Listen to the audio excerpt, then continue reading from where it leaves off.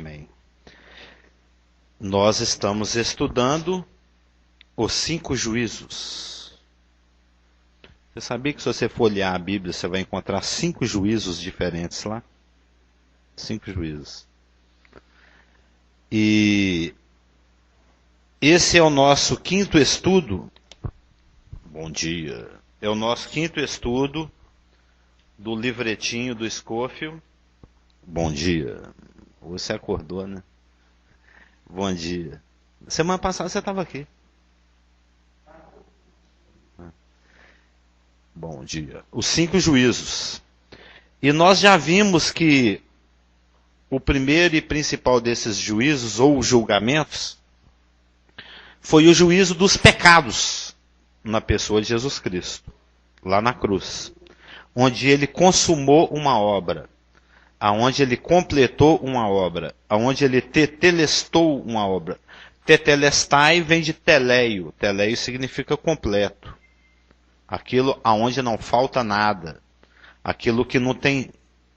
É aquela camisa passadinha, não tem uma ruguinha. Tem esse sentido também, não tem um amarrotado. É uma camisa teleio. É aquele cimento assim lisinho. Não tem nem um probleminha nele. Ele é teleio. Né? Aquilo que é intacto. Aquilo que é integral. Porque a palavra teleio pode ser traduzida de várias formas. Depende do contexto. Então, esse foi o primeiro dos 5 juízos que nós estudamos. O julgamento dos pecados lá na cruz. Foi na cruz onde o dia eu vi meus pecados castigados em Jesus. Você já cantou essa? Foi na cruz onde um dia eu vi meus pecados. Não é? Esse foi o primeiro juízo. Bom dia. O segundo juízo, ou o segundo tipo de julgamento que nós podemos encontrar nas Escrituras, é o julgamento do crente pelo próprio crente. A palavra fala que nós temos esse discernimento. Se tem um texto que eu gosto nas Escrituras, e são vários textos que eu gosto nas Escrituras, mas um dos que realmente eu gosto muito é o texto de 1 Coríntios 2. Porque lá no versículo 16 do capítulo 2, uma pergunta é feita. Quem conheceu a mente do nosso Senhor? Né? Pois quem conheceu a mente do Senhor? Quem? O próprio versículo fala, nós. Nós conhecemos a mente de Deus. Nesse momento que nós estamos reunidos aqui, nós estamos digitando www.mindofgod.heaven. Né? Nós estamos indo lá dentro do cérebro de Deus nesse exato momento. Porque ele revela, o pastor sempre ora assim, obrigado, Pai, por nos revelar os seus pensamentos na tua palavra. Obrigado pela tua presença. A presença também está sempre ali. Aquilo que Deus pensa, o jeito que Deus pensa, o que Deus pensa, como Deus pensa, está aqui. Revelado. Então, quando você abre as Escrituras, você está fazendo uma incisão craniana de Deus. Você está entrando dentro do... Está ali na ramificação da célula nervosa divina. Você está fazendo parte do choque sináptico divino. Entendeu? Você está acessando a mente de Deus. Mesmo porque aquele que se une ao Senhor é um só espírito com Ele. Então, quem conheceu a mente de Deus? Nós. O próprio versículo diz, nós. Por quê? Porque nós temos a mente de Cristo. Nós estamos em Cristo e Cristo está em nós. Assim como o homem é um só corpo com a sua esposa, Cristo é um só corpo com a igreja. Existe um amalgamamento, né? uma fusão absurdamente infinita entre o nascido de novo, entre o nascido de novo e Jesus Cristo. Então, pode chegar. A nossa mente acessa a mente de Deus. A mente de Cristo foi implantada em nós. E a gente a utiliza pelo Espírito Santo, porque o próprio contexto fala isso. Que o Espírito é que prescruta as profundezas de Deus e nos ensina as coisas, para que a gente possa conferir espirituais com espirituais. Era só ler o contexto. Bom dia. Eu queria que você Como diria o Cliff, good morning. Amplificasse isso que você falou. Não, a gente não pode amplificar porque o nosso assunto não é esse. A gente está só de passando, né? É um assunto que mexe comigo. Eu sei que você tem 300 anos que eu te conheço, eu sei que você gosta desse assunto. Nós temos a mente de Cristo. Sim, o versículo 16 fala isso. Sim. Aí eu gostaria que você falasse mais um pouquinho. Mas eu estou falando.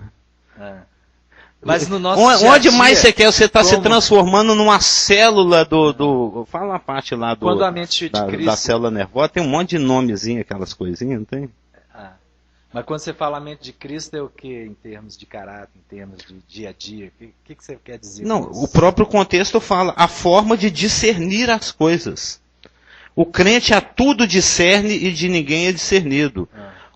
Porque o contexto desse texto fala que a sabedoria de Deus é loucura para o mundo. Quando você fala discernir, é a dimensão que eu tenho de conhecimento, memória da palavra escrita? Só isso? Não. De perspectiva. Futuro? Não, perspectiva das coisas presentes, inclusive. Quando você olha algo acontecendo, uma notícia, algo acontecendo na sua família, no seu casamento, no seu bairro, na sua família mais ampla, você discerne, você vê da forma como a Bíblia fala. Da forma como Deus vê, se você estiver sendo habitado ricamente pela palavra de Cristo.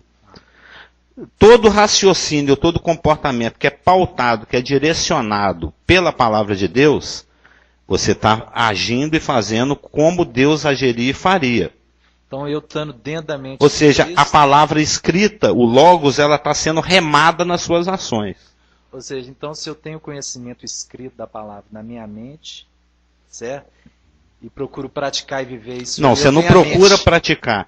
Você deixa que o Espírito pratique através de você. Mas tem que ter uma volição minha para isso. Sim, ele pode falar assim, canta, eu falei, não canta. Pronto. Então você não foi espiritual ali. Você foi um Paulo, você foi um inútil. Você não serviu para nada para Deus naquele momento. Você foi um servo que pode jogar no lixo. Mas ainda bem que ele não joga, né? Entendeu? E um espírito com ele, como é que é? O espírito? Somos um espírito com ele. Sim. Você nunca beijou a sua esposa, não? Tá. Então, os dois são um. Nós somos um com ele. Da mesma forma que o Pai, o Filho e o Espírito Santo, eles são um, vocês dois são um, a Igreja e Cristo são um. Né? Parece até vendedor, né? É R$2. Não tem a concordância. Entendeu? Nós somos realmente... Se você... porque ele não mexe muito na cozinha, né? Você que mexe mais na cozinha. Se você bater lá duas substâncias, elas se tornam uma coisa só, no final dá um bolo.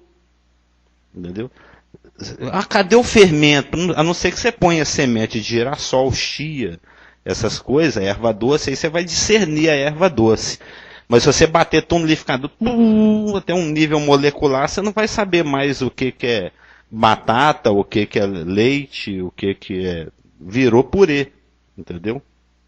Mas esse nem é o nosso assunto, eu só estou de passando pelo fato de que temos o julgamento dos pecados em Cristo, nós temos o julgamento do crente pelo crente mesmo, porque nós temos esse discernimento. Nós a tudo discernimos e de ninguém somos discernidos, porque nós temos a mente do Senhor.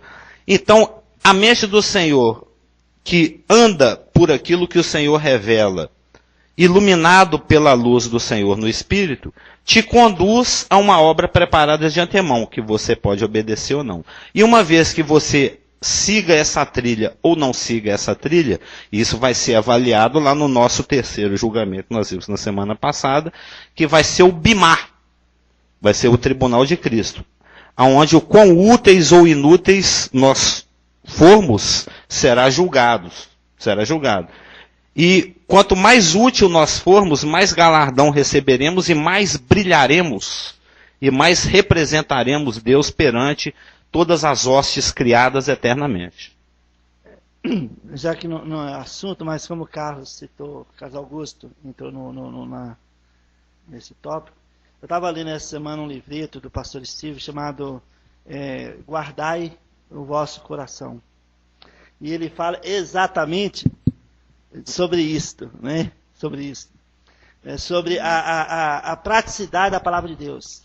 Né? Você alimenta a sua fé com a palavra de Deus, a palavra escrita, ela entra no seu coração. E durante a semana, durante o dia, diante das circunstâncias, situações do nosso caminhar, o Espírito Santo vai tirando cada um daqueles versículos, daquilo que foi ministrado da palavra de Deus, e vem na sua mente, vem na sua memória, e você pode falar assim naquele momento, sim, eu vou fazer assim, estou ouvindo, a palavra diz assim, eu acredito nisso, ou você simplesmente pode falar assim, não, eu não concordo com esse pensamento.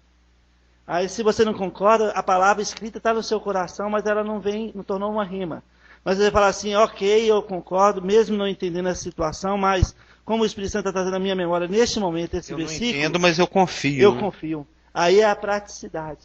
Aí gera vida. Aí gera paz. Aí gera segurança. Aí gera resultado eterno. Aí gera galardão. Aí gera brilho.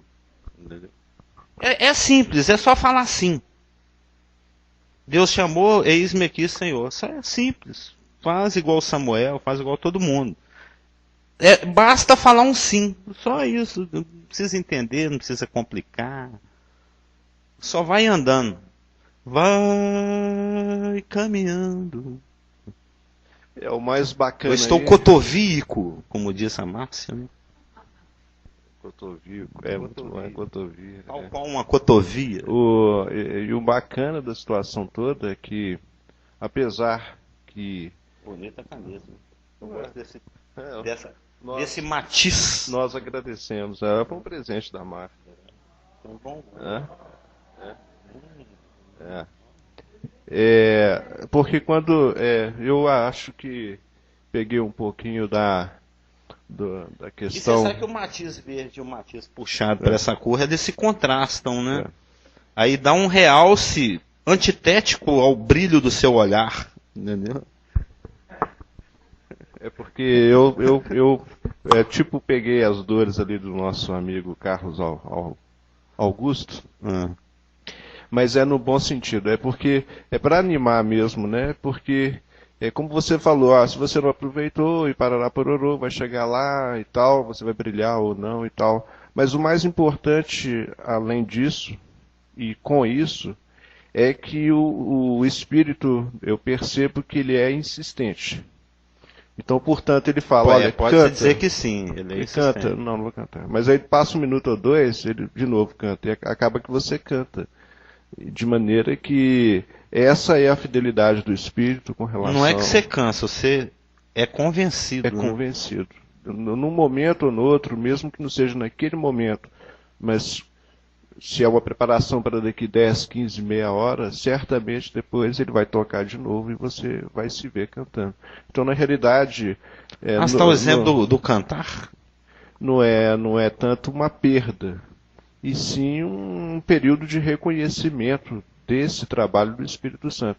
Porque também penso que se há de ter realmente esse discernimento. Sim. A pessoa, poxa, legal, eu estava saindo da boca, eu travei, mas agora eu estou cantando. Então, o Espírito, ele continua dando fruto nesse sentido. Só que muitas vezes, você está citando aí que o Senhor insiste, né, mesmo porque ele é soberano, mas no final das contas o resultado pode não ser exatamente igual ao resultado original. Por exemplo, se Moisés tivesse topado de cara a proposta de Deus, Arão não iria com ele. E ele é uma pessoa que tinha problema de fala. Talvez Deus tivesse até curado a gagueira dele, não sei. Mas como ele ficou, não vou, não quero, manda outro. Aí Deus ficou chateado mesmo, ele se irritou. Falou, então o Arão vai com você, pronto. Se você acha que você não aguenta falar, o Arão fala bem. ele é instruído, ele te acompanha. Ou seja, o plano original era que Moisés estivesse à frente. No final das contas, foi Moisés e Arão. Moisés e Arão. Ou seja, houve uma, vamos chamar assim, de negociação, né? E no final das contas, o resultado final foi igual, mas diferente. Né? Foi igual, mas diferente. Então, nós temos o julgamento dos pecados em Cristo, o julgamento do pecado do crente pelo próprio crente, tendo em vista que nós temos uma mente esclarecida, como diz aqui em 2 Pedro 3:1, a nossa mente é iluminada, ela é de Cristo. E uma vez que a gente se deixe guiar, né, pelo farol do Espírito, né, que as nossas luzinhas mentais vão acompanhando a luzona grande e enorme do Espírito, o grande farol, o direcionador, aí nós vamos andando nas obras preparadas de antemão, que a posteriori, né, nos ares, depois do arrebatamento, serão julgadas a partir de um pequeno palco, o Bimá.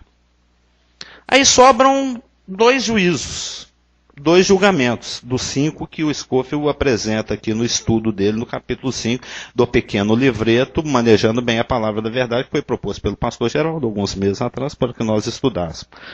Que julgamentos são esses? São 2 julgamentos que estão relacionados com o livro do milênio, né, pastor Geraldo? O livro do milênio. Tem que criar, pode até escrever, né? O livro do milênio. É que eu estou procurando ainda. Está no Velho Testamento?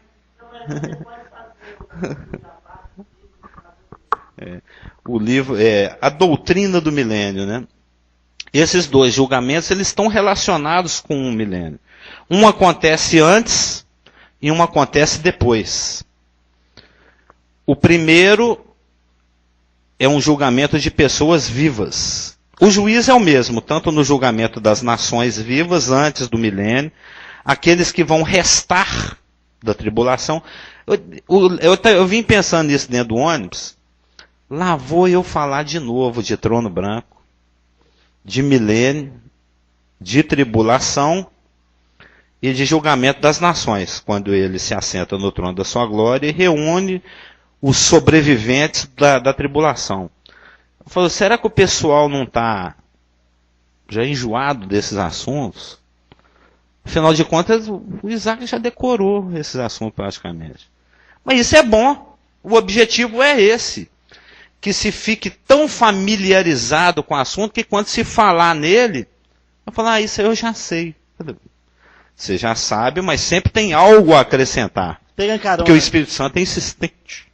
Só pegando carona nesse pensamento qual você citou agora, nós estudamos Apocalipse, estudamos Daniel, estamos estudando Milênio, estamos estudando Manejando, tudo falando a mesma coisa. Vai casando. E isto é tão interessante para nós que parece ser repetitivo, mas é algo que vai fixando em nossas mentes e nossos corações. É bom. E vai gerando uma viva esperança. E quando nós temos esperança, nós não ocupamos com uma viva esperança, que é a qual está escrito em 1 Pedro capítulo 1, nós não ocupamos nossas mentes com outras coisas. Sim, o objetivo é esse. Entendeu? E é interessante que parece repetitivo, mas é algo de grande valor. E nunca é a mesma coisa, sempre de uma maneira diferente, de livros diferentes, mas falando a mesma coisa. Estes são os pensamentos de Deus, Sim. que se fecham. Não são pensamentos de homens, não são estudos de homens, mas são a palavra de Deus vindo de ângulos diferentes, falando a mesma coisa. E isso penetra em nossos corações e vai gerando convicções, fé, e nós por isso podemos continuar de cabeça erguida sempre. Amém. Sabendo que nosso futuro está garantido no Senhor. Foi isso que o Espírito Santo me falou no busão. Eu falei assim, eu vou falar desse assunto, essas coisas de novo. Eu falei, mas eu quero que você fale. Porque...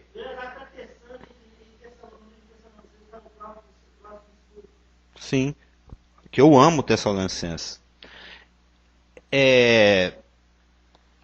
Isso é um problema enorme para o inferno. A gente ficar familiarizado com a palavra de Deus. A gente eu já sei isso. A familiaridade com a palavra de Deus. A penetração da palavra de Deus nos nossos pensamentos, nas nossas emoções, nas nossas decisões. Isso é um problemão para o inferno. Satanás, ele trabalha contra a igreja, no sentido mais amplo possível, a todos os nascidos de novo esparramados no planeta inteiro, em qualquer lugar, exatamente para anular isso. Porque nós já estudamos aqui a tentação em satanologia, a única coisa que vence Satanás é a confiança na palavra, é a nossa fé. Isso é assunto de 1 João. Cristo confiava na palavra a ponto de citá-la para Satanás. E ele não tinha argumento contra a palavra de Deus. Ele até tentou usar a palavra de Deus para combater a palavra de Deus de uma forma dissimulada, distorcida. Assim como ele fez com Eva, ele faz com qualquer um. Mas eu que já fui da igreja do Evangelho circular, é incrível, é assim, entristecente, né? Deixa triste você ver como que tem pessoas, estou falando de nascidos de novo, né? Nas igrejas do Senhor, dentro dos mais diversos corpos locais e denominações, que são limitadas na sua ação, no viver, no frutificar, pela obtusidade de entendimento. Quando Satanás ele trabalha com o corpo local, com a igreja, e ele joga outra ênfase, né? Ele desvia o corpo para uma ênfase de uma doutrina, e toda igreja que enfatiza demais uma doutrina, no final dá problema. Eu li isso até também no estudo do Stevens. Porque ele tem um pacotão que você pode baixar de estudo lá no site dele. Não tem um pacotão que você baixa lá, centenas de estudos de uma vez. E deixa triste como tem irmãos que são a história do elefantinho que o Ivan tantas vezes nos contou, não é? Acho que nem precisa contar, ele contou 300 vezes essa história do elefantinho. Do elefantinho que era amarrado pela patinha, desse filhotinho, e era um barbante. Né? Mas na época o elefantinho, filhote, não conseguia arrebentar. O elefante já tinha o tamanho dessa sala aqui, mas ele não ia além dos 8 metros de distância que ele já estava acostumado, porque a pata dele está amarrada com barbante. É lógico que ele arrebentaria aquele barbante facilmente, mas ele já havia sido condicionado desde a infância. Lembra? O Ivan contou isso 1000 vezes. E Satanás também tenta condicionar e nos desviar de pensar como Deus pensa e nos afastar da palavra, porque ele sabe que é a palavra que traz problema para ele. Então tem igrejas e irmãos que são muito limitados no fruto, na ação, né, na mentalidade, por falta de Bíblia, por falta de conhecimento bíblico. E isso que o Espírito Santo promove aqui nesse corpo local é o melhor antídoto para o engano e para o erro, é a maior forma de libertação, é a maior potencialização de frutificação, é a maior potencialização de vida eterna, de testemunho, de evangelismo, de missões, de ensino, de ações sociais, de comunhão e de unidade. É a palavra, tudo que gera é a palavra é tudo. E ficar familiarizado com a palavra é ótimo. Porque a palavra mesmo fala, se não me engano, em Colossenses, habite ricamente em vós a palavra de Cristo. Com ela não tem saturação, quanto mais melhor. Ele até joga uma por aí que estudar a Bíblia demais deixa doido. Ele não é bobo de querer que a gente conheça mais e mais e mais e mais e mais e mais e mais e mais e mais e mais de Bíblia e mais. Exatamente. E nós, eu falo por esse corpo local, mesmo nós fechando todos no mesmo tipo de pensamento, com a palavra de Deus e tudo, nós temos visto, por exemplo, nesses últimos 2 anos, várias doutrinas diferentes ligadas, parece, ao mesmo assunto. Nós vimos a doutrina da substituição, da justificação, da salvação, nós vimos da soterologia, nós vimos várias doutrinas arraizadas na escatologia. E é interessante porque tu não tem como você estudar escatologia se você não estuda outras doutrinas juntas. E é isso que faz. Porque a escatologia é meio que a coroa teológica, né? Ela é o fruto final. E, por exemplo, a soterologia, a doutrina da salvação. Se você não é salvo, você não tem esperança. Não adianta você estudar escatologia. Então, todas as doutrinas, igual nós estudamos a doutrina do Velho Testamento, os pactos, como Deus direcionou tudo no Velho Testamento, para que tudo se consumasse nos seus devidos tempos, no seu devido tempo. Envolve muitas doutrinas diferentes. E nós temos tido o privilégio de mastigar esses pontos aqui nesse corpo local. Amém. E isto é que faz a diferença. E isso que o diabo odeia. Faz a diferença. Você E falou que o diabo odeia. Então, e por isso precisamos ter cuidado, como membros do corpo local, de dar nossos ouvidos à palavra de Deus. Porque o inimigo vai tentar jogar setas para desestruturar o corpo local, para tirar aquele ambiente ungido pelo Espírito Santo, para que não damos nossos ouvidos à palavra de Deus. Porque contra a palavra de Deus, como você falou tão bem aí, não tem como refutá-la. Jesus citou para Satanás e ele ficou. O que ele podia falar contra a palavra de Deus? Então, que nós tenhamos essa ousadia de dar nossos ouvidos à palavra de Deus e não permitir que as setas do diabo cheguem e penetrem em nossos ouvidos e faz com que começamos... E cada vez mais você fica familiarizado com a voz do Senhor que ecoa aqui. E quando o outro falar, você... Opa, essa voz não é do pastor, porque quando não. alguém fala algo com um irmão que não condiz com a palavra de Deus, com o que está sendo ensinado aqui da frente, o Espírito Santo traz a memória. Se nós não vigiarmos e darmos ouvidos a pensamentos, a murmurações, a sutileza do diabo usando boca de irmãos, falar, isso eu não concordo muito bem com isso, cuidado.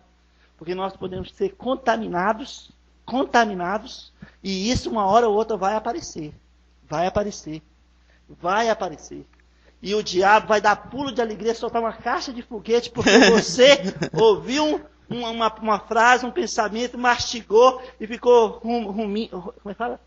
ruminando o que Deus não chamou você a ruminar. Então, por isso nós temos o privilégio. Eu gostei disso, você fica ruminando o que Deus não chamou você a ruminar. O que está sendo ensinado aqui na igreja nos últimos anos é para nós mastigarmos e para nós preservar nossa mente, nossas emoções, guardar nossos corações.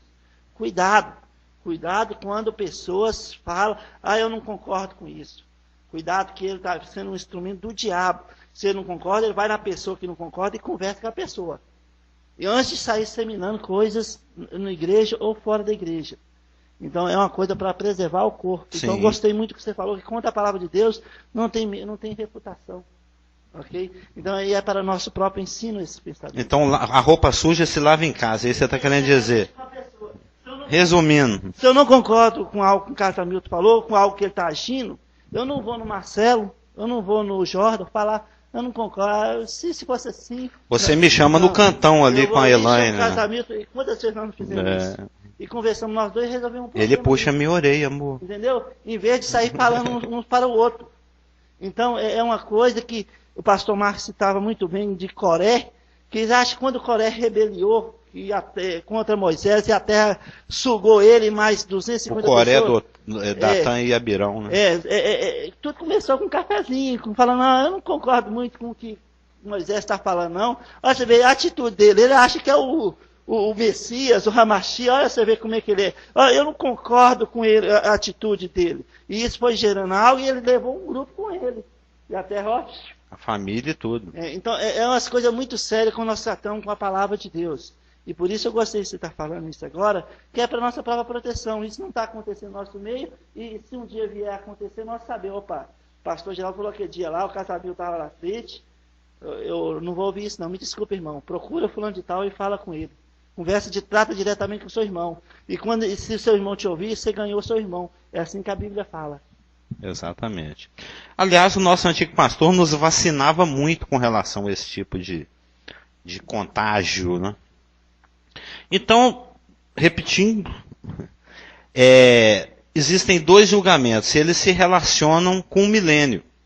Um é antes do milênio, o julgamento das nações. Esse julgamento está descrito aqui em Mateus 25, eu penso até que é conhecido dos irmãos. se não é, deveria ser, porque é um texto muito conhecido, Mateus 25, de 31 até 46, quando vier o Filho do Homem na sua majestade, lá no final da tribulação, na sua majestade, e todos os anjos com ele. Será que vai caber tanto anjo aqui na terra? Né? Que tem demais. E todos os anjos com ele, então se assentará no trono da sua glória. Lembra lá no nosso de Apocalipse, agora em fevereiro de 2000 e qualquer coisa, 12 ou 11, não sei, nós falávamos dos vários tronos. Tem o trono eterno, tem o trono móvel, tem o trono móvel, tem o trono que vai ser armado lá em Apocalipse 5, 4 e 5, para julgar na tribulação. Tem aqui esse trono da sua glória, que é o trono no qual Jesus Cristo vai ficar sentado para reinar com vara de ferro durante o reino messiânico, o milênio. E a posteriori ele vai se assentar no trono branco. E depois do trono branco ele vai se assentar lá no trono da Nova Jerusalém, de onde vai emanar, né, o curso hídrico com a água da vida. Então esse aqui é o trono da sua glória. E nós que estamos estudando milênio, nós vamos ver também, às vezes, além de justiça, paz e etc., nós vamos ver o aspecto glória, né? Uma das características do reino messiânico é que ele é glorioso. Nós já vimos assim, bem de passando, primeiro no estudo do milênio, a gente ficou, é glorioso, é isso. Lembra? A gente leu assim uns 70 versículos. Sim. Não, estão começando. Ele vai se assentar no trono da sua glória, verso 32. E todas as nações serão reunidas em sua presença. E ele separará uns dos outros, como o pastor separa dos cabritos as ovelhas. Aqui está falando de as nações. As nações que vão sobreviver à tribulação. E o critério a base, né, o critério que ele vai usar para julgar cada nação, cada indivíduo de cada nação, a partir desse trono de glória, vai ser o índice de schindleridade. O quão Schindlers eles foram. A lista de Schindler. Todo mundo já assistiu esse filme. Lembra? A lista de Schindler. Ele vai medir as pessoas pelo índice de schindleridade. Quanto mais schindlerizado você for, mais direito você tem de entrar no reino. Se você não estiver schindlerizado, você não entra no reino. Ele vai apontar para o remanescente judaico tribulacional, todo desfolado, vai estar assim escalpelado, né, descabelado, desfolado, sobreviveu à tribulação. Ele está naquele grupo aqui do Mateus 24, 13, ó, aquele que perseverou até o fim. Aguentou 3 anos e meio de paulada. 3 anos e meio de anticristo com poder total sobre o planeta, te perseguindo, te odiando, querendo te matar, te roubar, te destruir, te estraçalhar, te esquartejar. E você sobreviveu. Você está ali todo desfolado. Aí Jesus Cristo, a partir do seu trono de glória, ele vai apontar para um desfolado desse e vai falar assim, olha, quando você deu água para ele, você deu água para mim. Quando você deu comida para ele, você deu comida para mim. Quando você escondeu ele debaixo do assoalho, que filme é esse? É aquele filme lá daquele rapaz louro bonitinho lá, marido da Jolie? Não é? É bastardo. Lembra? Chega o nazista lá, nheque. Isso é a bota dele pisando no assoalho. E o judeu lá escondidinho.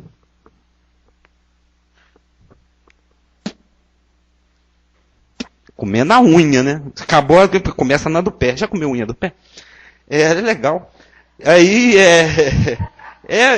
você faz uma ginástica, quase que uma yoga, assim, até chegar a unha lá na boca, assim, você vem puxando. Mas isso é outra história. É bem outra, né? Ele escondeu o judeu debaixo do assoalho.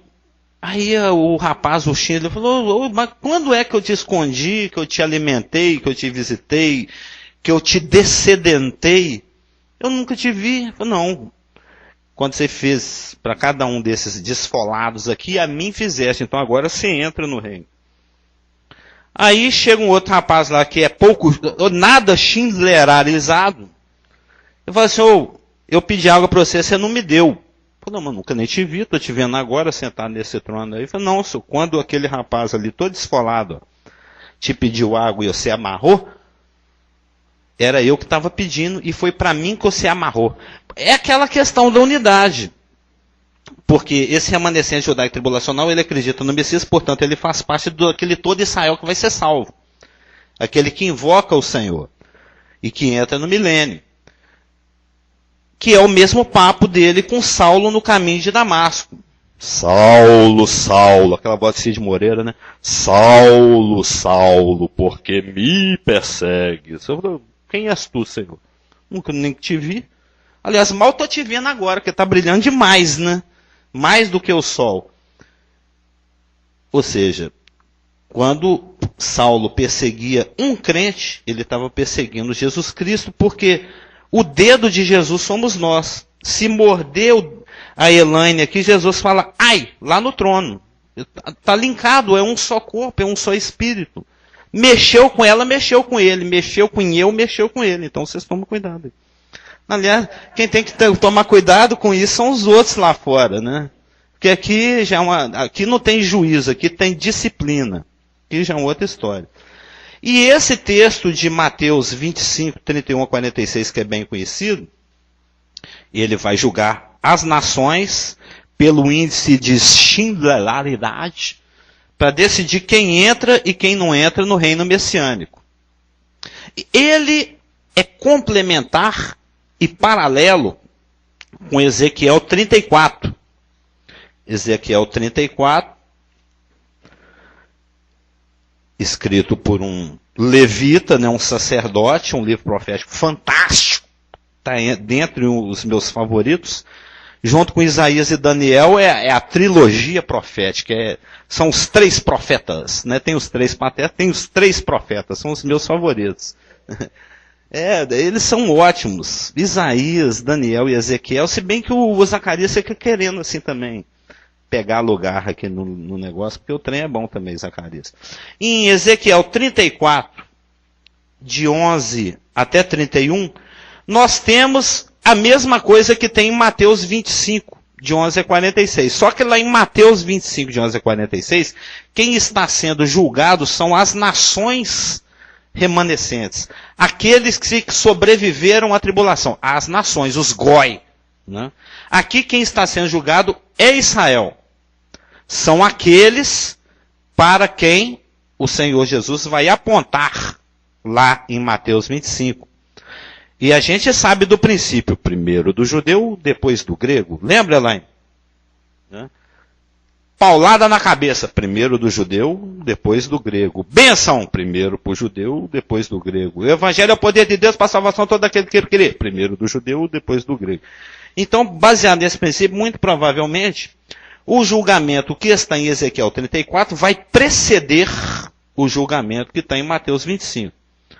O Senhor Jesus vem e se manifesta gloriosamente, fisicamente, corporalmente, no final da tribulação, se assenta no seu trono, manda que os anjos reúnam os seus escolhidos e os sobreviventes tribulacionais por todo o planeta diante dele, lá no vale de Josafá. Né? Isso tudo está concatenado aqui dentro das Escrituras, é só ir buscando os textos. Aqui a gente está dando um resumão. Lá no Vale de Josafá, que é um lugar muito amplo, né? É um lugar gigantesco que fica ali no nordeste da Palestina. Né? No nordeste está aqui a Judéia, Samaria, a Galileia, está mais aqui assim, ó, para essas bandas.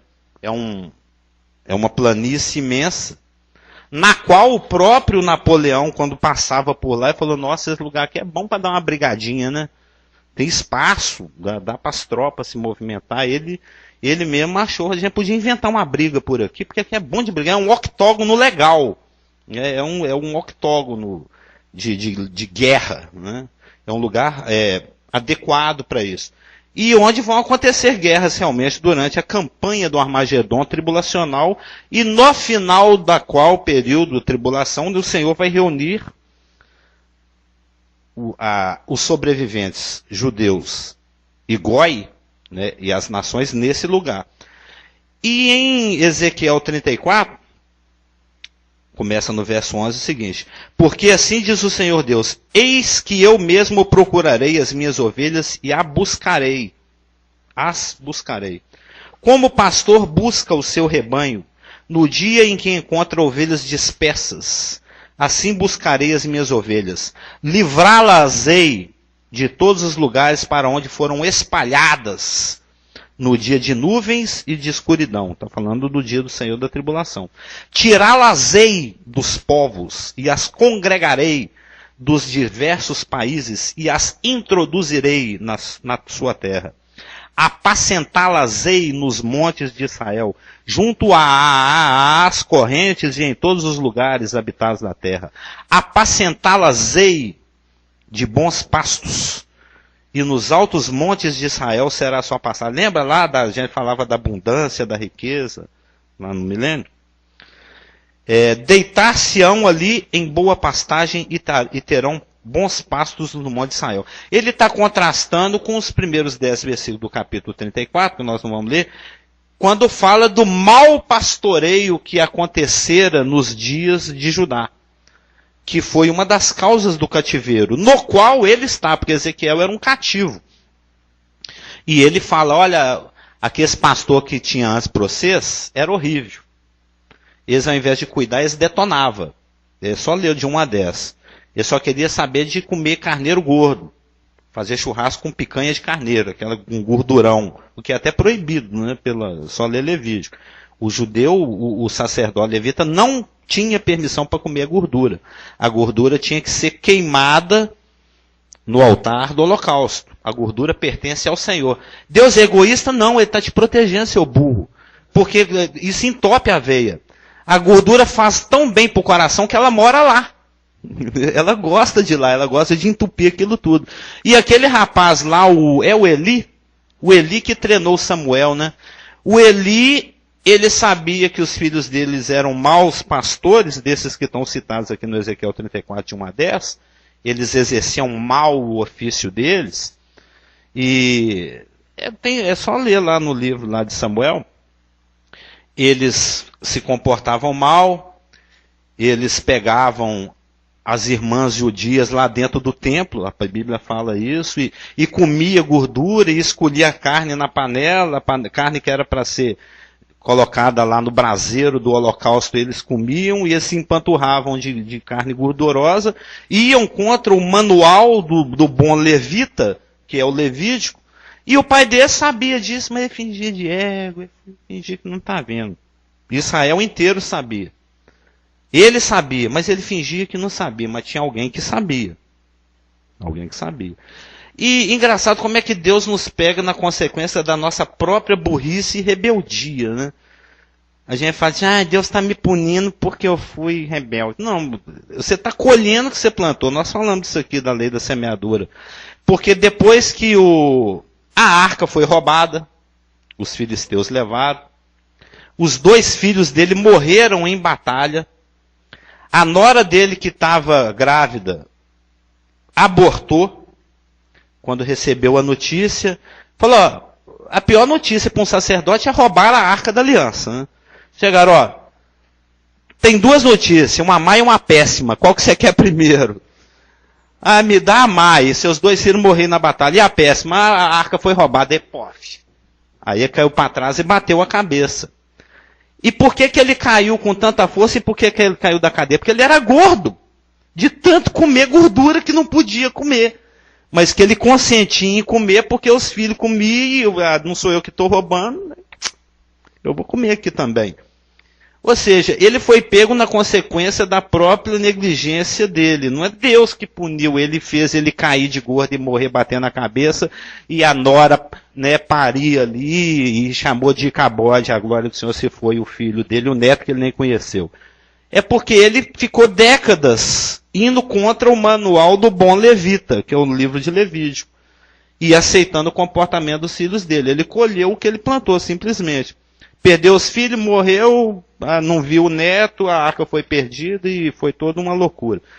E isso é mais ou menos o assunto aqui de Ezequiel 34. O mau comportamento daqueles que apacentaram Israel, né, durante séculos. E está sendo prometido aqui que vai chegar um que vai ser o bom pastor. Eu sou o bom pastor, está lá em João 10. O bom pastor dá a sua vida pelas ovelhas. Ele não mata a ovelha e come ela assada, entendeu? Que era o que os outros faziam. E ele fala, está vendo a linguagem? Ele está buscando o remanescente judaico tribulacional sobrevivente. Ele está enviando os seus anjos de um ao outro canto da terra para buscar. Que está lá em Mateus 24, 31. Enviará seus anjos com grande clangor de trombeta, os quais reunirão os seus escolhidos dos 4 ventos de uma a outra extremidade dos céus. Aí você pula um parêntese que vai aqui do Mateus 24, 32 até o 25, 30, e a narrativa cronológica de Mateus, que foi interrompida em Mateus 24, 31, prossegue lá em 25, 31. Ou seja, depois que ele se manifesta em glória, ele se manifesta em glória em Mateus 24, 30, então aparecerá no céu o sinal do Filho do Homem. Logo em seguida, a tribulação daqueles dias, o sol escurecerá, a lua não... Mateus 24, 29 e 30. Aí ele envia seus anjos para reunir. E assim que ele envia os seus anjos para se reunir, aí se cumpre Isaías. Assim voltarão os resgatados. É uma coisa com a outra. Ele envia os anjos e os anjos fala que eles vão vir de tudo quanto é jeito. Vai vir de charrete, vai vir de trem, vai vir de liteira. Eu acho que eu fico imaginando, já pensou, o anjo charreteiro, né? A gente não sabe na prática como é que vai ser a coisa, a gente sabe que anjos vão buscar, e tem um outro texto que fala que eles vão vir de tudo quanto é meio de transporte possível. O que tiver sobrado, né? Então, Mateus 24, 31 fala que ele envia seus anjos para reunir os escolhidos, que estão perdidos, estão esparramados por aí. Aí você pula de Mateus 24, 31, lá para Mateus 25, 31. Ele se assenta no trono da sua glória, para julgar as nações. Mas as nações serão julgadas de acordo com o índice de similaridade com a qual eles trataram esses que vão ser julgados aqui em Ezequiel 34. 34, 13. Ele tira as ovelhas, né, o rebanho dele congrega de diversos países. E, lá no 16, ele faz uma distinção. 17. Eis que julgarei entre ovelhas e ovelhas, entre carneiros e bodes. No 20. Eis que eu mesmo julgarei entre as ovelhas gordas e ovelhas magras. E no 22, julgarei entre ovelhas e ovelhas. Então, o Ezequiel 34, de 11 a 31, fala de Jesus Cristo ao final da tribulação, após se manifestar em glória, antes de introduzir o reino messiânico, julgando as ovelhas dele, o rebanho dele. Aqueles que estão tatuados, tem gente que vai ficar meio assim, né? Nesse julgamento, vai ter judeu que vai ficar assim.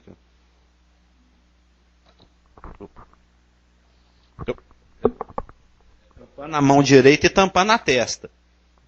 Porque na hora que for moda, vai ser mó barato você ter um 666 na testa. Mas na hora que Jesus manifestar, você vai ficar... Oi? Ah, sim, senhor. Porque ele está ali, com o filme queimado. Com 666 na testa. Porque o anticristo vai fazer uma aliança com muitos judeus. Ele vai bajular os judeus. Nós vimos isso de ano passado em Daniel 11. Ele vai premiar a delação. Ele vai premiar a traição. Ele vai favorecer os traidores da aliança, os traidores do povo. Ele vai aliciar Israel durante a tribulação. E muitos vão se alinhar com ele. Os que não se alinharem serão perseguidos e muitas vezes até mortos. Mas no final da tribulação, depois que a pancadaria passar, vai sobreviver judeu tatuado e judeu desfolado. O judeu desfolado entra. O judeu tatuado vai para o Hades Sheol, onde ele vai ficar 1000 anos aguardando o juízo do grande trono branco, que é aquele último juízo, que se contrasta com esse. Porque esse julgamento que acontece antes do milênio, só tem em comum com o julgamento dos mortos que acontecem lá no final do milênio, que nós estudamos detalhadamente, versículo por versículo, palavra por palavra, lá na casa do nosso pastor elegante, que mora ali no bairro Ermelinda. Se os irmãos quiserem maiores detalhes, acesse o site, já está no site. Em breve, todos os estudos do milênio estarão no site da Comu. Você vai lá, procura onde é que está o estudo do trono branco, está lá palavra por palavra. Vi, blá, blá, blá, blá. Alguém assentado, alguém assentado. Num grande, lembra? Grande, trono, branco. Foi indo palavra por palavra lá daquele trecho lá de Apocalipse 20, 11 a 20, parece.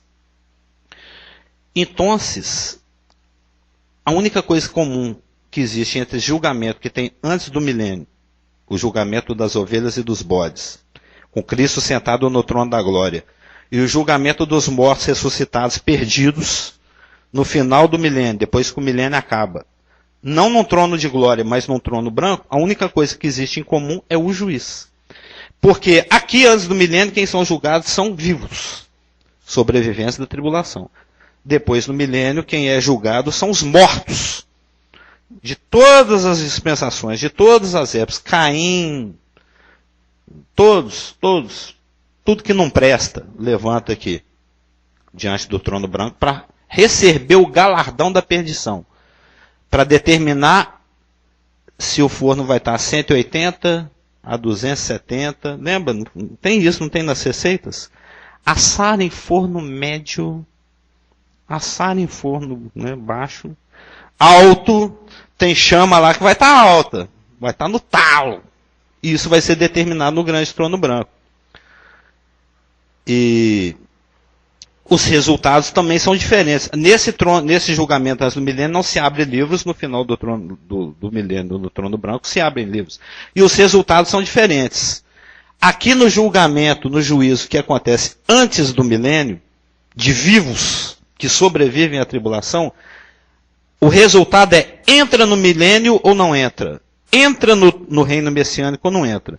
E o resultado do julgamento que acontece, não antes, mas depois do milênio, o não no trono da glória, mas o no trono branco, o não de vivos, mas de mortos, é: entra no estado eterno ou não entra no estado eterno? Entra na Nova Jerusalém ou não entra na Jerusalém? E já está decidido. Não entra. Porque ali só vai estar sendo julgado perdidos. Lembra? Não tem o grande balanção. Bom, mal. Ali é só gente que não entra no estado eterno. Ali é só perdido. Porque dentro do programa de ressurreições, Cristo foi a primícia, depois a igreja foi ressuscitada, antes da tribulação, depois a primeira ressurreição bendita, de acordo com Apocalipse 20, é a dos santos vivos, é a dos santos que ressuscitam de todas as épocas, exceto da igreja, e depois a última ressurreição, a dos perdidos. Você ia falar alguma coisa? Faz no rap, depois... Aqui já essa... É porque o nosso tempo já acabou só... Você só vai comentar, você não vai perguntar, não. Não, que você falou assim, vão vir de todos os lugares, né? De todos os lugares. De todos os lugares. Fala aqui, né? De todos os países. Você entende que naquela época ali, o planeta sofreu alguma mudança geográfica? Porque eles vão vir até de charrete, não, muita mudança geográfica. Então, não é alguma, não, muita. Deve ter balançado ali. Muito. E os continentes... Isaías fala que a terra cambaleia igual um bebum. Já viu esses bebum que sai trombando em poste?